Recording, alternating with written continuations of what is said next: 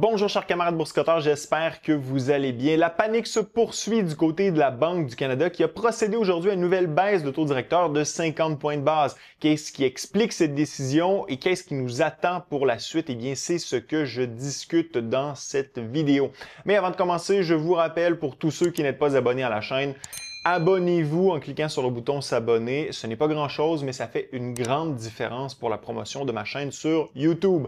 Ensuite, pour tous ceux qui voudraient s'ouvrir un compte courtage chez Wealthsimple en utilisant le lien dans ma description, vous pourriez obtenir un MacBook ou un iPhone 16 si vous vous inscrivez avant vendredi et si vous déposez dans votre compte 100 000 $. Alors, ceci étant dit, commençons tout de suite avec notre analyse dans cette vidéo. D'abord, simplement pour vous rappeler, on est rendu où dans les baisses de taux directeur au Canada.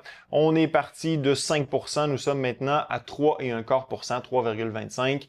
Et c'est la deuxième baisse consécutive de 50 points de base, comme je l'ai mentionné en début de vidéo.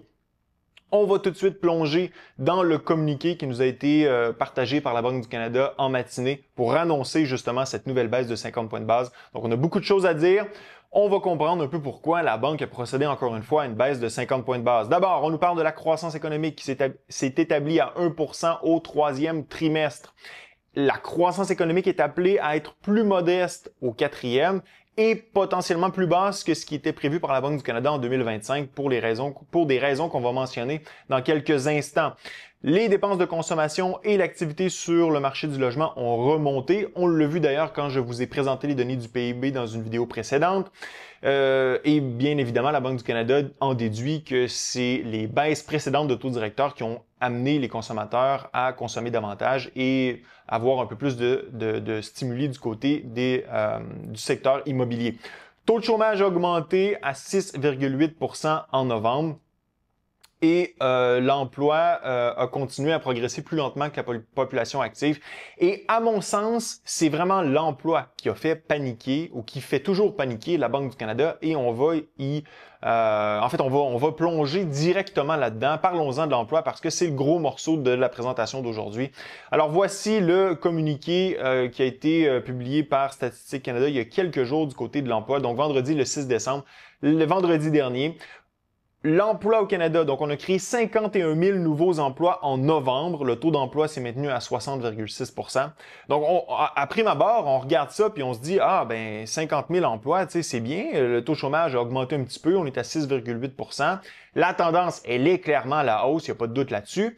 Mais si vous regardez les créations d'emplois, bon, 51 000 nouveaux emplois, c'est pas la fin du monde, c'est assez bien, c'est un bon rebond par rapport aux 15 000 emplois qui ont été créés en octobre. Par contre, regardez, lorsqu'on creuse un peu plus loin, on se rend compte que c'est pas si joli que ça. On descend un petit peu, on se rend compte que, bon, finalement, le taux de participation à l'emploi s'est stabilisé en novembre après, je crois, 6 baisses consécutives. Donc oui, pendant les 6 derniers mois, le taux de participation à l'emploi a diminué. Maintenant, ça s'est stabilisé. Bon, peut-être une bonne nouvelle, mais la tendance, elle est clairement à la baisse. Et pourquoi? Qu'est-ce qui explique ça? C'est parce qu'on a plus de gens qui entrent dans la population active que d'emplois qui sont créés. Donc, on a un taux de participation à l'emploi qui continue mois après mois de diminuer. Évidemment, l'immigration n'est pas étrangère à cette baisse du taux de participation à l'emploi, le taux d'emploi. Donc, on le voit ici, là, la tendance, elle est clairement à la baisse. Le petit ressaut qu'on a ici ne changera pas grand-chose à mon avis.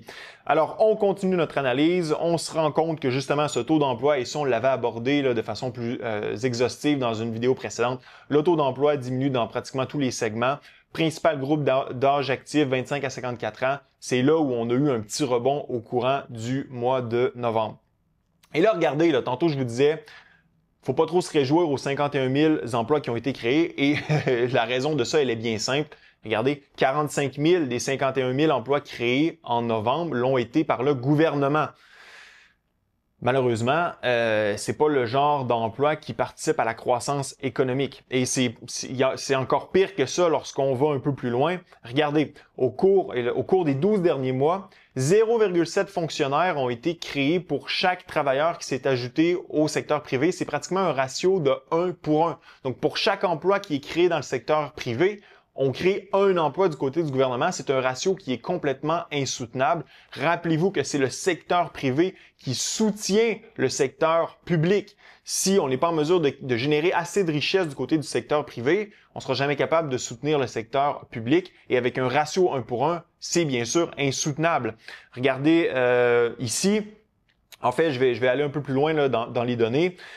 Au cours des 12 derniers mois, le secteur public a augmenté de 127 000 nouveaux emplois, donc plus 2,9 %. La hausse est attribuable, aux soins de santé, l'assistance sociale, plus 81 000, aux services d'enseignement, plus 48 000. Et au cours de la même période, le secteur privé a progressé de façon moins marquée, plus 1,3 %, donc plus 173 000 nouveaux emplois.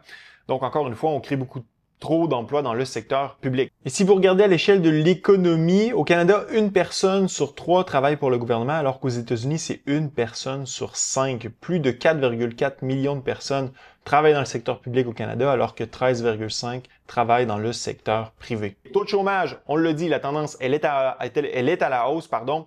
Taux de chômage est à 6,8 %. Historiquement, est-ce que c'est élevé? Bien sûr, lorsqu'on regarde le graphique là et on se recule quelque peu, on se dit « Ah, mais c'est pas si pire que ça ». Il y a eu la période COVID où ça a complètement explosé. Par contre, lorsqu'on exclut la période COVID, qui a été un moment là, historique qu'on voit une fois à tous les 100 ans, le taux de chômage est à son niveau le plus élevé depuis janvier 2017. Donc, au niveau de l'emploi au pays, ça va pas très bien actuellement, si on résume ça simplement. Le nombre de chômeurs, et là, c'est complètement hallucinant ce que je vais vous dire. Attachez bien votre sucre, assisez-vous bien sur votre chaise, regardez l'état de l'emploi au pays. Le nombre de chômeurs, donc les personnes qui sont à la recherche de travail ou mises à pied temporairement, a augmenté de 87 000, plus 6,1 % en novembre, ce qui a porté le nombre total de chômeurs au pays à 1,5 million. Par rapport à un an plus tôt, donc par rapport à novembre 2023, le nombre de chômeurs était en hausse de 276 000, donc plus 22,2 %. Regardez, là, on approche du moment où c'est complètement, c'est à tomber de notre chaise. La population de chômeurs comprend les personnes qui ont perdu ou quitté leur emploi, ainsi que les nouveaux venus dans la population active. Donc, tantôt, je vous mentionnais là, le taux de participation, le taux d'emploi, bien c'est ça. C'est les gens qui entrent sur le marché du travail, mais qui n'ont pas nécessairement de job, les gens qui sont dans ce qu'on appelle la population active. Alors, regardez ça. En novembre, près de la moitié, 663 000 personnes, ou 46,3 % des chômeurs n'avaient pas travaillé au cours de la dernière année ou n'avaient jamais travaillé, en hausse par rapport à 39,5 % en novembre 2023. Donc, essentiellement, un chômeur sur 2, n'a jamais travaillé au courant de la dernière, n'a pas travaillé au courant de la dernière année ou n'a jamais travaillé depuis qu'il est disponible finalement à l'emploi. Habituellement, c'est ça à quoi on s'attend lorsqu'on parle de chômage, c'est-à-dire c'est une personne qui est à l'emploi, qui pour une raison X perd son emploi, mais qui est à la recherche de nouvel emploi. Mais ça, c'est seulement 38,8 % des chômeurs. Et l'autre 15 %, c'est des gens qui ont quitté volontairement leur emploi, puis maintenant qui sont à la recherche de nouveau. Donc essentiellement, 50 % des chômeurs, c'est des gens qui n'ont jamais travaillé ou qui n'ont pas travaillé dans la dernière année. C'est assez hallucinant, ça vous démontre l'état de l'économie. Le problème, c'est l'immigration. Les gens qui arrivent, ils travaillent pas parce que l'économie ne crée pas d'emplois. Et là, vous comprenez toute l'ampleur de la panique de la Banque du Canada. Évidemment, la Banque du Canada n'est pas aussi ouverte par rapport à l'état de panique dans lequel elle doit être, mais on ne crée pas d'emplois dans l'économie canadienne et l'immigration est beaucoup trop élevée. Donc, on importe des chômeurs. C'est pas la première fois que je le dis sur la chaîne et je le répète, on importe des chômeurs. Les gens arrivent ici, ils n'ont pas de job. Et ça transparaît dans un autre segment de la population. Et là, ici, on voit justement le taux de chômage qui augmente, plus élevé depuis 2017. Les étudiants se retrouvent essentiellement les premières victimes du fait que l'économie ne crée pas d'emplois. C'est pas pour rien que le taux de chômage est le plus élevé là. Ce sont des gens qui normalement occuperaient d'autres emplois, qui occupent les emplois des jeunes, les emplois des étudiants, parce que l'économie ne crée pas d'emplois, ne crée pas assez d'emplois. Donc, on comprend pourquoi la Banque du Canada procède à une baisse de taux directeur de 50 points de base pour essayer de stimuler le marché de l'emploi au pays. Alors, on a couvert l'emploi. Maintenant, regardons les autres éléments qui ont amené la Banque du Canada à procéder à la baisse qui est annoncée aujourd'hui. Donc, les réductions des niveaux cibles d'immigration laissent à penser que la croissance du PIB sera en dessous de la prévision faite par la Banque en octobre. C'est comme si que la Banque du Canada voyait la baisse de l'immigration comme quelque chose de négatif par rapport à la croissance économique.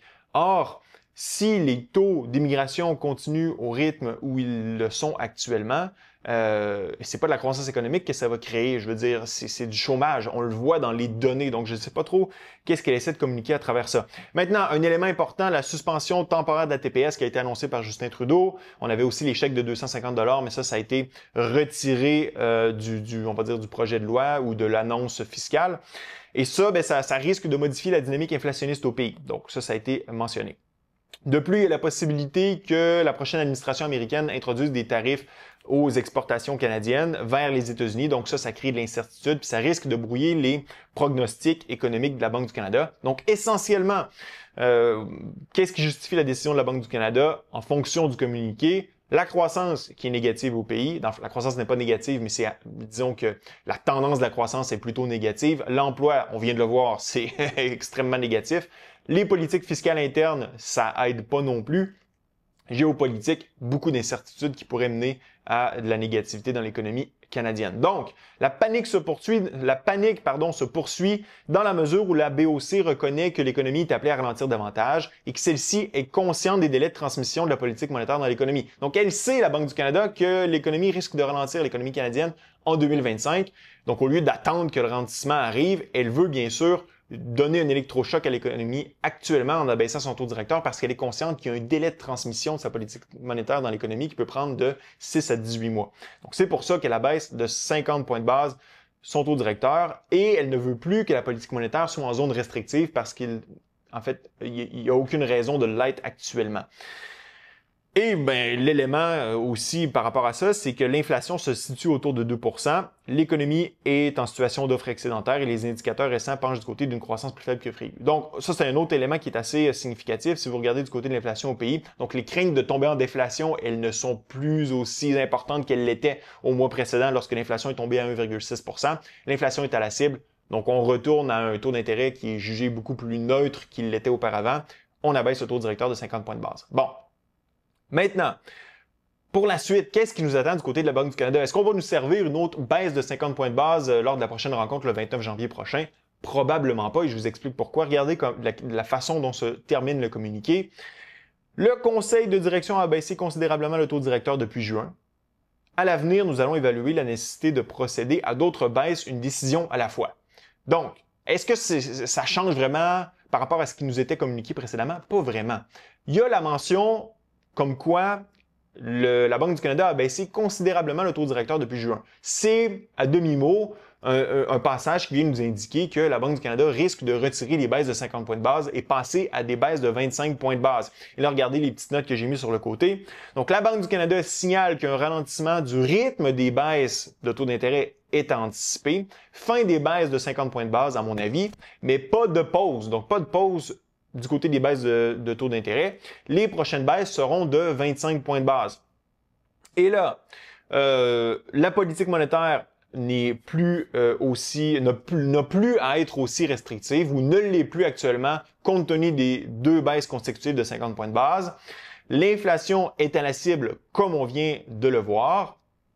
Et il y a des risques inflationnistes à la hausse associés notamment à la politique fiscale, le crédit TPS, et aux incertitudes géopolitiques, notamment les tarifs, qui pourraient relever l'inflation au pays. Donc, la Banque du Canada, même si elle ne retourne pas directement à un taux neutre, va se maintenir tout près de celui-ci, mais elle est prête à réagir à un ressaut de l'inflation si jamais cela se produit.